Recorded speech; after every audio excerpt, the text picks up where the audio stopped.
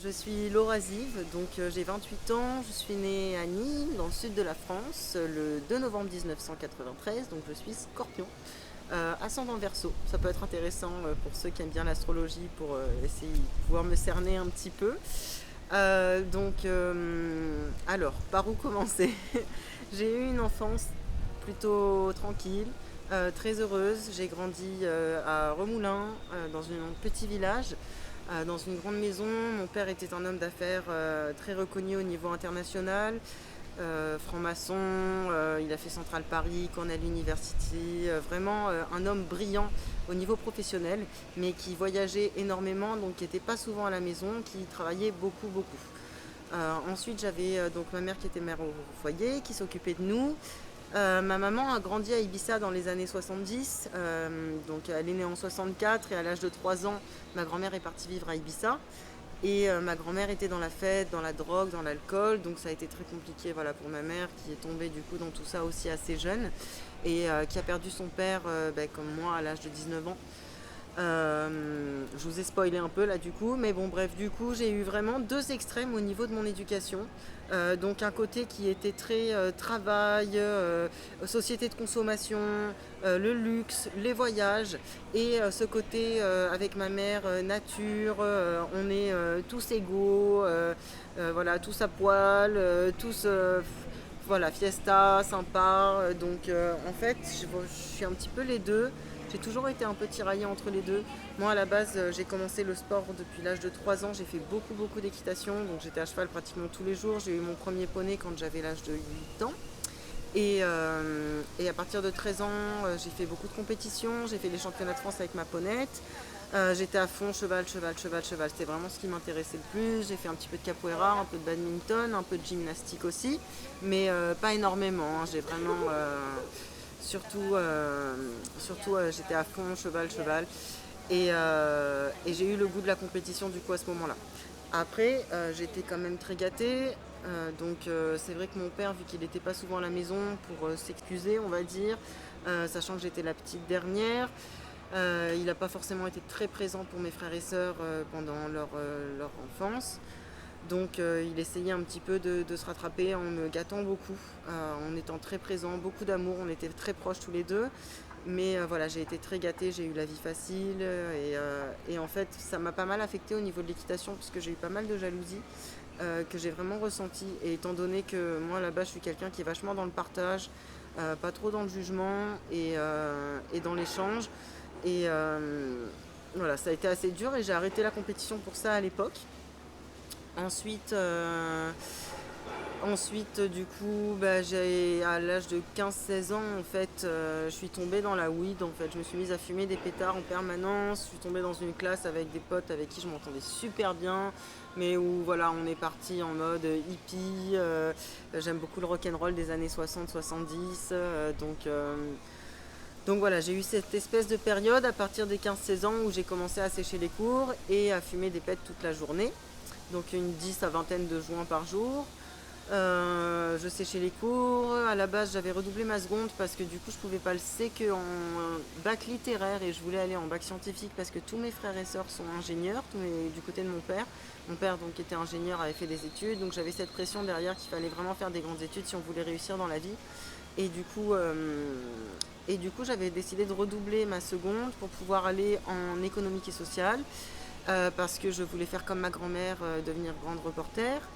Et puis en fait, au final, au niveau de ma deuxième seconde, j'ai complètement lâché les cours et compagnie. Donc j'ai fini par partir en première littéraire parce que c'était là où il y avait le moins de cours.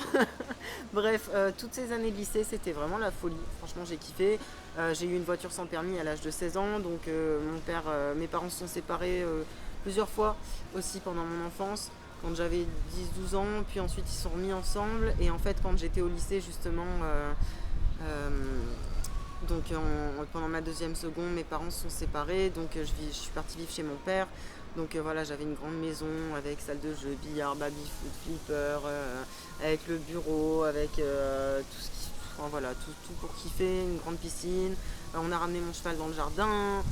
C'était vraiment la folie, le kiff. J'avais 500 balles d'argent de poche par mois, la carte bleue de mon père avec moi. Enfin, c'était vraiment une enfance merveilleuse, une adolescence comme on peut tous rêver.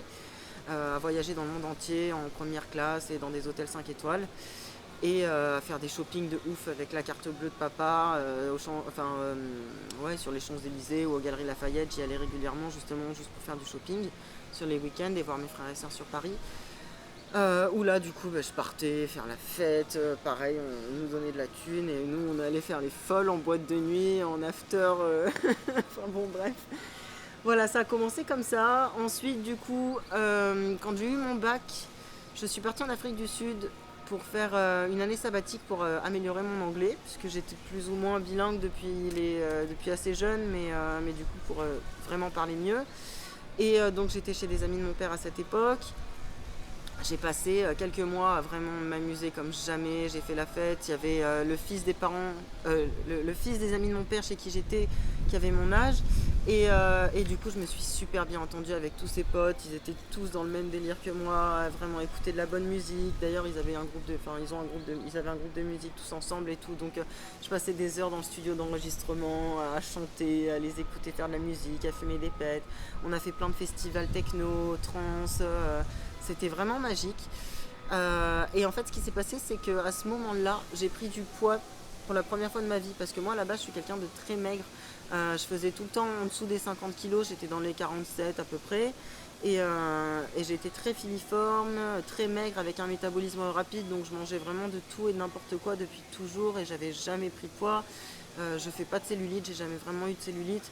Et en fait, là, du coup, en Afrique du Sud, je faisais que boire de l'alcool tous les jours. Là-bas, la bouffe, elle est vachement grasse, donc je me suis... Il y a Steers en plus, c'est un de mes fast-food favoris. Je me suis mis à boire des Savannah Dry, c'est du cidre absolument délicieux, fruité et acidulé, qui est en petites bouteilles comme des bières en fait en Afrique du Sud. Et donc là, pour la première fois de ma vie, je suis montée dans les 60 kilos presque. Et j'avais de la cellulite et les cuisses qui se touchaient. Donc ça, c'était la cata à l'époque. Mes cuisses se touchaient, attention. donc en fait, c'est en Afrique du Sud que j'ai commencé la muscu.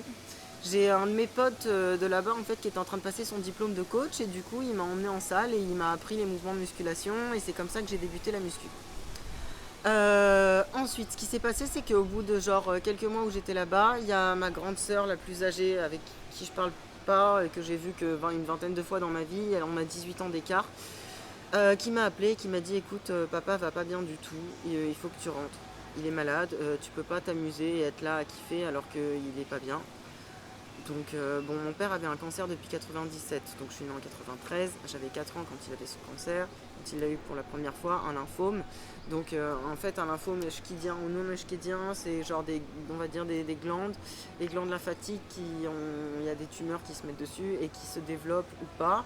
Donc il a vécu en fait pendant beaucoup d'années avec ce lymphome. Il faisait régulièrement des chimiothérapies, des traitements à la cortisone, ce qui faisait que du coup ça allait. Parfois voilà, il était un petit peu gros, il avait tout gonflé à cause de la cortisone, ce genre de choses. Mais voilà, moi j'avais toujours vu mon père comme ça depuis que j'étais née, donc je m'inquiétais pas plus que ça. Et en fait, il a eu une rupture amoureuse et il l'a très mal vécu. Et moi, j'étais pas là. Et effectivement, en fait, quand je suis rentrée d'Afrique du Sud pour le retrouver, le soir même où je suis rentrée, j'avais passé la soirée avec mon petit copain de l'époque que je retrouvais. Donc du coup, j'étais pas avec lui. Il y avait des amis à lui qui étaient là à la maison. Et en fait, moi, j'étais dans ma chambre. Donc j'avais une dépendance à l'extérieur de la maison et un petit studio à côté.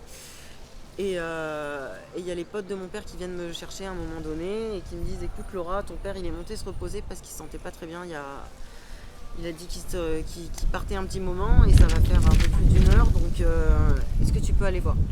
Et en fait je suis allée voir et à partir de ce moment-là il n'arrivait plus à respirer, il était pas bien et du coup on a appelé les urgences, il est parti à l'hôpital.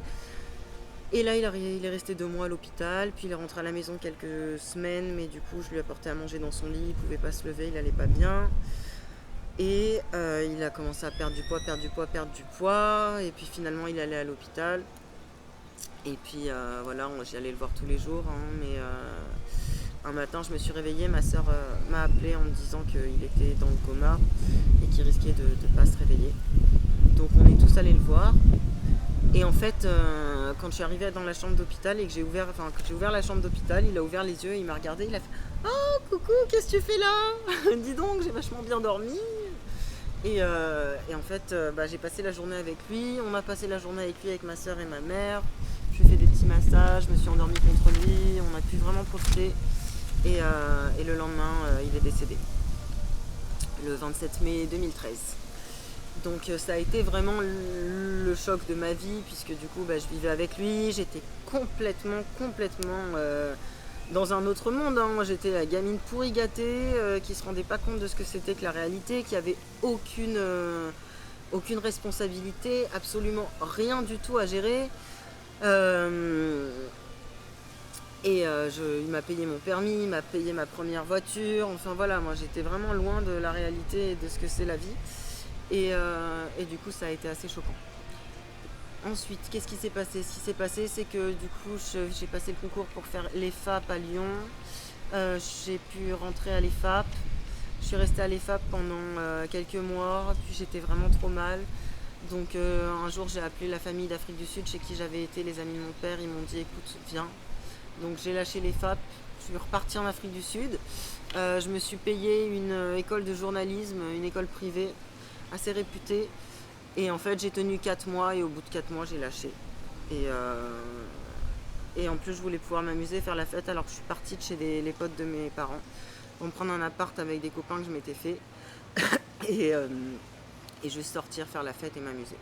Donc ça a duré quelques temps, et puis ensuite du coup j'étais en train d'essayer de vendre la maison de mon père avant son décès. J'avais eu une visite, ils étaient intéressés, donc du coup j'étais rentrée en France pour la signature, puis les gens avaient lâché le jour même où je suis rentrée en France exprès pour la signature. J'étais repartie en Afrique du Sud, puis au bout d'un moment la maison était vraiment en train de trop se dégrader, donc je suis rentrée en France pour pouvoir faire des travaux dedans, m'en occuper. Et j'avais eu pas mal de sous de l'État parce que mon père était haut fonctionnaire. Il était titulaire de la chaire de logistique et transport au Conservatoire national des arts et métiers, au CNAM à Paris. Donc du coup, la MGEN m'a versé pas mal d'argent en fait, pension de réversion. Et du coup, ça m'a bien aidé pour pouvoir payer les travaux, etc. J'avais dû accepter l'héritage à concurrence de l'actif net parce que même si mon père gagnait bien sa vie, il gérait très très mal son argent. Donc du coup il y a eu beaucoup de dettes et il avait beaucoup de crédits quand il est décédé. Donc pour pouvoir me protéger en fait j'ai dû faire une certaine manière où en gros s'il y avait des sous à récupérer je récupérais, mais si jamais il y avait plus de dettes que de choses à récupérer, enfin d'argent à récupérer une fois la maison vendue, j'avais pas à payer de ma poche. Mes autres frères et sœurs ont tous refusé l'héritage pour que si jamais il restait un tout petit peu, ce qui n'était pas sûr du tout, que à la limite ce soit moi, puisque c'était moi qui gérais la maison, qui vivais dedans et qui me suis occupée de la vente et de l'entretien et des travaux. Et puis voilà, je suis rentrée en France et en fait là ça a été la dégringolade. Je me suis mise à traîner qu'avec des gens qui étaient dans la drogue, je me suis mise de plus en plus dans la coke, j'ai bossé en boîte de nuit, je faisais vraiment que boire, faire la fête, me droguer, voilà, ça a été la cata. Et puis au bout d'un moment j'en ai eu marre. Et un jour je me suis réveillée, je me suis dit bon Laura, c'est quoi la seule chose à laquelle tu te tiens tous les jours? Et en fait depuis l'Afrique du Sud j'avais pris l'habitude d'aller en salle. Donc tous les jours j'allais me faire mes 45 minutes, 1 heure de salle, donc un petit peu de muscu, quelquefois des petits cours collectifs à abdos fessiers, ce genre de trucs. Et du coup je me suis dit bon tu sais quoi, allez hop, t'aimes le côté social, tcha-tcha avec les gens, t'as toujours aimé le sport, allez vas-y chaud patate, on tente un BPGEPS. Donc du coup j'ai fait un BPGEPS AGFF, mention forme et force anime, en 2015. Sur toute l'année en fait, c'est là que j'ai rencontré Romain, mon mari. Sur toute l'année il m'a un petit peu pris sous son aile. En gros on vivait tous les deux dans la même résidence, on était tous les deux en couple avec des gens différents et du coup on faisait le covoit en fait ensemble pour aller en cours, et en plus on était en stage en alternance ensemble à Frines à Montpellier.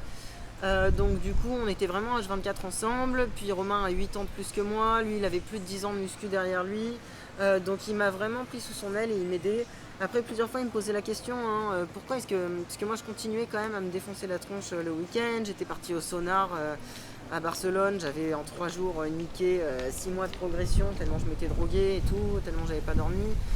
Et c'est vrai que voilà, les gens, ils comprenaient pas trop. Ils me disaient, mais en fait, pourquoi tu vas être coach alors que tu es là à faire la fête et que si t'amuses, enfin, ce que t'aimes faire, c'est t'amuser. Et au final, le sport, tu t'y tiens, mais tu fais pas que ça et tout. Donc, au final, je me suis vraiment découvert une passion avec ce métier. Et ce qui est rigolo, c'est que quand j'ai fait mon thème astral aussi, avec Hugo Bienvenu d'ailleurs, que je vous recommande, qui est super, qui est un super chaman, il m'a fait mon thème astral, la lecture, et alors c'est rigolo parce qu'il y a vraiment marqué que j'ai besoin d'un métier où je suis dans la transformation pour les autres, où j'ai besoin d'être reconnue, j'ai besoin d'avoir une valeur ajoutée, de sentir que je sers à quelque chose et que j'améliore la vie des gens. Et pour le coup, voilà, le coaching, c'est pile poil ça, et c'est vraiment ce qui me rend heureuse. Donc là, par exemple, ça... Bah, je vais aller dans l'ordre, mais là que j'avais pas bossé pendant des mois, des années, ça m'a tellement manqué, je sentais vraiment que j'avais l'impression de servir à rien en fait. J'avais cette espèce de truc à l'intérieur où j'avais besoin de me sentir utile. Donc le fait d'avoir repris le coaching, là, ça me fait vraiment, vraiment du bien psychologiquement. Putain, je pars trop loin là. Je pars trop loin.